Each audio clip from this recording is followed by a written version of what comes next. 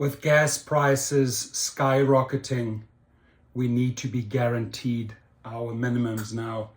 Ontario, Canada is stepping up to introduce $15 minimum wage for app-based gig workers.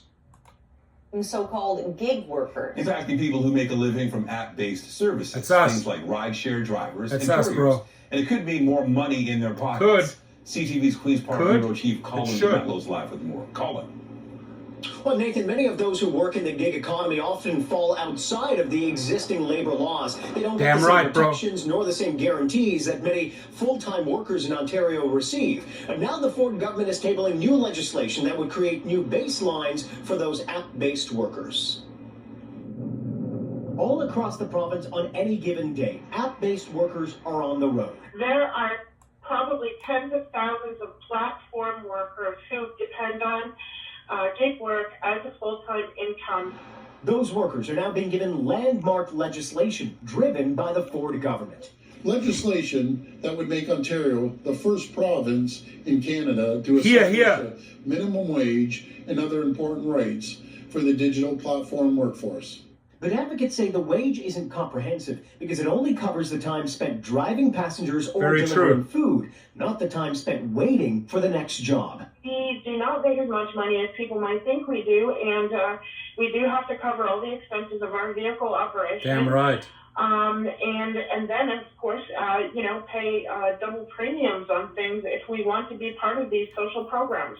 The company behind the ride-sharing app Uber asked the government to legislate at least $18 per hour to account for the time in between jobs and for gas and insurance. The government is now being pressed to increase that minimum wage. $15 today is not what $15 in 2018 was. So, true. We need to look at what actually is a living wage, and there probably needs to be another jump in the increase. The Minister of Labour, however, put that responsibility back onto companies. Look, there's nothing preventing any corporation from paying their workers more. In fact, I encourage it. So if they want to pay $18 or $20 an hour, they can do that today. You think they'll do that, dude? Come on, man. The government has been embarking on a series of pro-labor reforms that, from a Conservative government, has raised eyebrows. Today, the Premier was asked if he's shifting his party to the centre, just ahead of the provincial election.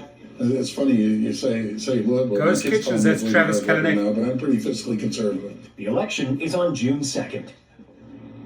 The government says there are more reforms for gig workers on the horizon. They're currently looking at a portable benefits package that would give gig workers access to health, dental, and vision benefits. The Labour Minister acknowledges, though, that it is proving to be a bit of a challenge. They don't have examples to borrow from, so that package would only be available after the next election.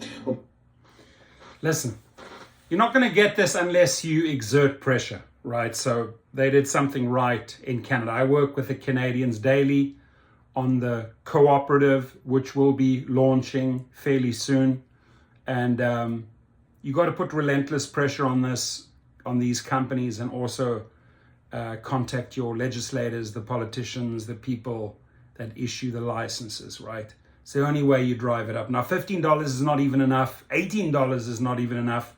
You've got to keep on pushing and pushing and pushing. My friends in Canada, my friends all around the world, please stay safe.